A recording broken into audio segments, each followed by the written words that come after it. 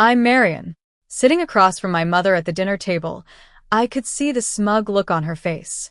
She had gathered the whole family, my aunt, my cousin, and her new boyfriend.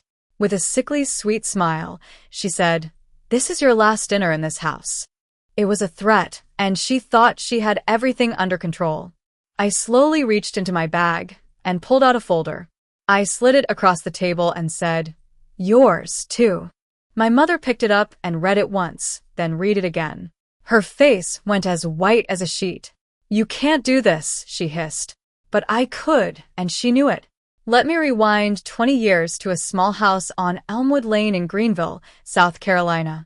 The house was a 2-story with a red, tiled roof and a large front yard. My grandfather, Henry Thompson, built it himself in 1985.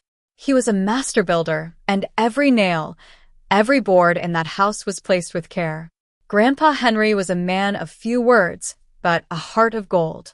On Sunday afternoons, he'd take me out to the yard and teach me how to plant flowers.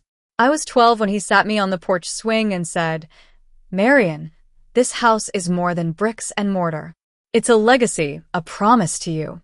That was a moment I'd cherish forever. 2 years later, he passed away suddenly from a heart attack. I was 14. My mother, Linda, got the news and just said, "Well, that's that." No tears, no mourning. I remember standing in his empty workshop, surrounded by his tools. The smell of sawdust filled the air, and I cried for hours. A month after the funeral, my mother called me into the living room. She was sitting on the couch, her arms crossed. "Your grandfather didn't leave a will," she said. "There's just this house, and it's in a lot of debt. I'm the one who has to deal with all of this now." I was young and naive, and I believed her. That year, I got accepted into a pre-law program at the local university. I'd been working so hard for it, with mock trials and high-scoring AP courses. But when my mother found out, she said, "You think you can just leave me here to deal with all this? Who's going to pay the bills? Who's going to take care of me?" I was heartbroken but felt obligated. I withdrew my application and took a job at a local diner. I gave my mother most of my paycheck every week. I thought I was doing the right thing, but little did I know I was being played. As the years went by, I was trapped in a cycle. At 18, I wanted to move out, but my mother said, "You can't just abandon me in this big house." So I stayed. At 22, I got a better job at an insurance company, but my mother only said, "Does that mean you can give me more?" Fast forward to 14 months ago. My mother met a man named Jack at the community center. She called me one day, all excited. "Jack is a great guy. He's a contractor, and he's going to help me fix up the house." By the 3rd month, Jack had moved in. By the 6th, he was renovating the whole place. My mother started sending me pictures of the house, all shiny and new. "Jack is really investing in our future," she said. I asked, "Whose future?" "Yours or the house's." She hung up on me. The first time I met Jack, he was overly friendly. "Your mom has told me so much about you. She's done so much for you," he said, as if I was a child who didn't appreciate her. I was 32 at that time. Over the next few months, I noticed how Jack walked around the house like he owned it. He talked about the property value and the real estate market in Greenville. At Christmas, my mother casually mentioned, "Jack and I are thinking of making this house official for him." I didn't say anything, but I knew something was wrong. A few weeks ago, my mother called and said, "Sunday dinner. The whole family. I have an announcement." Her voice had that certain tone, the one she used when she'd made up her mind and wanted an audience. I called my Aunt Susan. She said, "Your mother sounds like she's up to something big. She keeps saying Jack needs security." I sat on my couch in my small apartment, thinking. I realized that my mother was going to put Jack's name on the deed. She was giving away my grandfather's house to a man she'd known for only 14 months. One morning at work, I was doing a title search for a client. I worked as a paralegal at a law firm in downtown Greenville. Halfway through, I had an idea. If my mother was planning to sign a quick claim deed, the property title must be public record.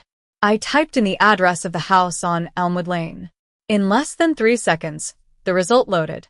The deed was recorded in 1987, the year my grandfather set up the trust. The grantor was the estate of Henry Thompson, and the grantee line read, Linda Thompson, trustee of the Henry Thompson Testamentary Trust for the benefit of Marion Thompson. I read it over and over again. My grandfather had left me the house, not my mother. He'd put it in a trust, with my mother as the trustee until I was 21. And she had never said a word. I pulled up the probate records. Everything was there, documented and dated. My mother had walked into the courthouse, filed the paperwork, and then come home and lied to me. I sat in my car after work, feeling a mix of anger and clarity. She had taken my inheritance, my education, and my freedom. I knew I couldn't let her get away with it. I made a list of things to do. I needed to find the original trust instrument, locate the lawyer who drafted it, and understand my legal rights. I found out that the lawyer, Mr. Robert Harris, was still alive and practicing in Greenville. I called him, and he remembered me as soon as I told him my name. Marion, your grandfather was a great man. He came to me in 1986 and set up the whole trust. The house was supposed to be yours when you turned 21. He also told me that he had called my mother to remind her of her obligations, but she had brushed him off. On Saturday, I went to the house on Elmwood Lane, pretending to pick up some old clothes. The house was all decorated for the big announcement. Jack was outside, putting up new lights. My mother was in the kitchen, arranging the table. Tomorrow is going to be special, she said. Jack and I have worked so hard on this house. It's time to make it official. I asked, official how? She said, I'm putting Jack's name on the deed. He's earned it. I tried to reason with her. Mom, can we talk about this, just you and me? She just waved me off. There's nothing to discuss. This is my house, and I'll do what I want with it. I left the house and drove straight to Mr. Harris's office. We spent the rest of the day gathering all the documents and preparing a demand letter. We put everything in a folder, the certified copy of the deed, the trust instrument, and Mr. Harris's affidavit. On Sunday morning, I dressed in a simple black suit. I knew this wasn't a celebration. The drive to Greenville was about 30 minutes.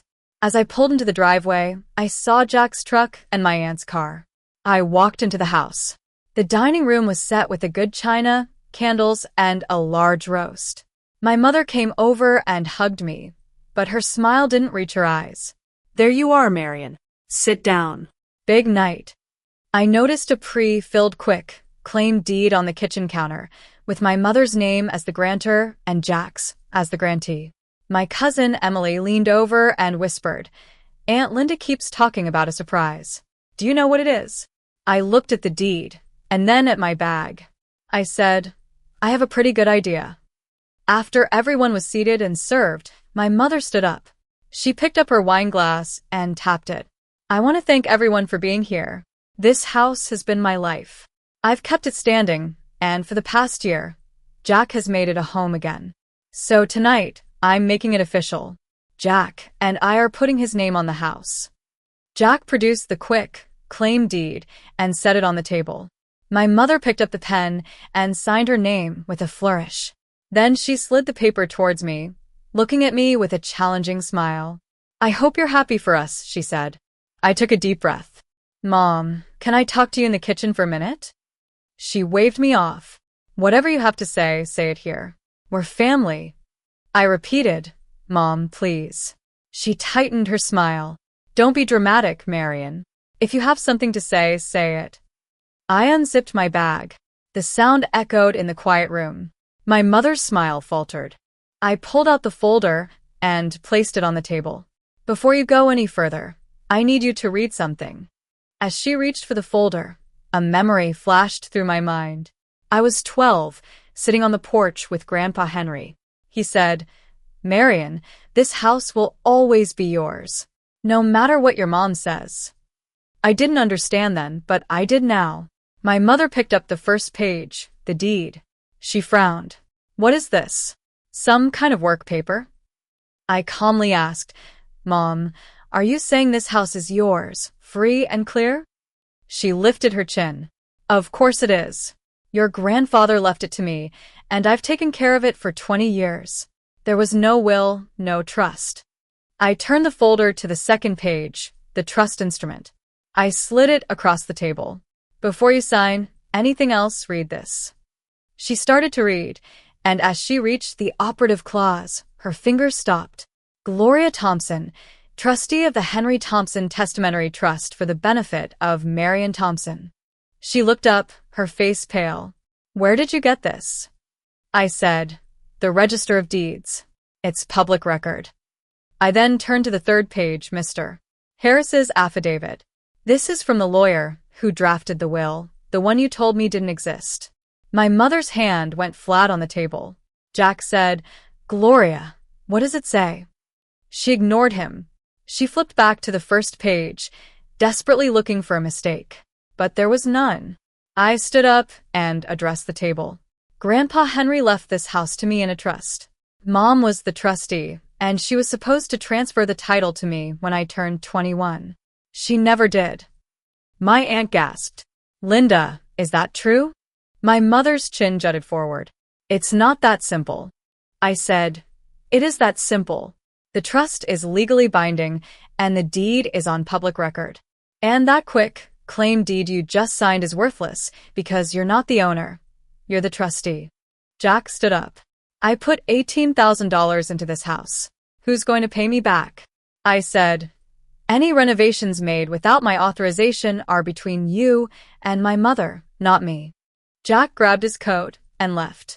My aunt started going through the trust documents. Daddy left me $16,000 in savings bonds, and you took them, Linda. You told me he left nothing. My mother was cornered.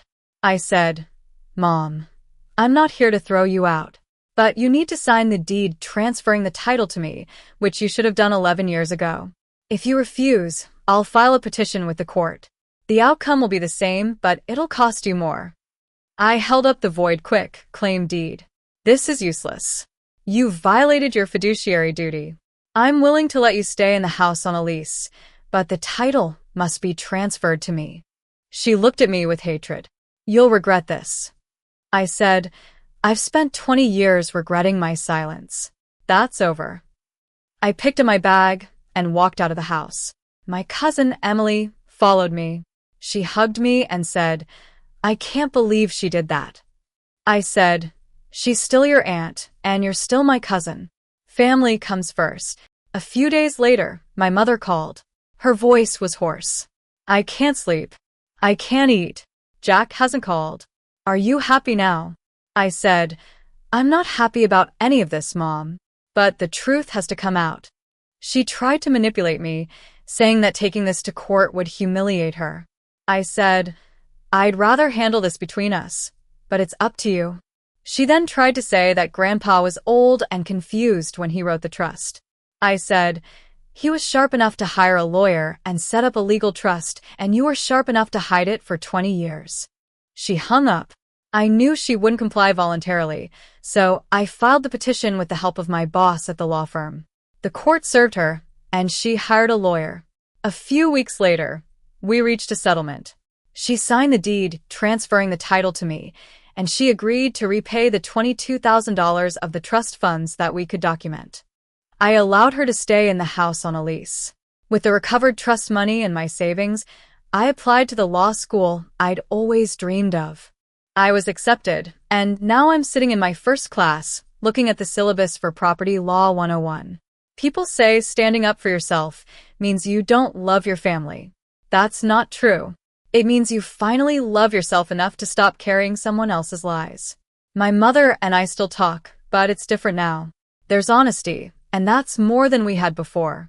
The house on Elmwood Lane still stands, and so do I.